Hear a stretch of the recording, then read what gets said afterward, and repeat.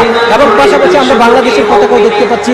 ফিলিস্তিন এবং বাংলাদেশের পতাকার সমন্বয়ে অর্থাৎ বাংলাদেশের জনগণ যে ফিলিস্তিনের পাশে রয়েছে সেই আহ্বান, সেই গণজোয়ার তারা জানান দিচ্ছেন এবং নানা ধরনের প্রতিবাদী গান বাজানো হচ্ছে এবং ইসরায়েলের প্রধানমন্ত্রী যুক্তরাষ্ট্রের প্রেসিডেন্ট ডোনাল্ড ট্রাম্প তার আমরা প্রতিনিধি দেখতে পাচ্ছি তাদেরকে হচ্ছে নানা ধরনের তাদেরকে হচ্ছে জুতা পেটা করা হচ্ছে এমন দৃশ্য আমরা দেখতে পাচ্ছি।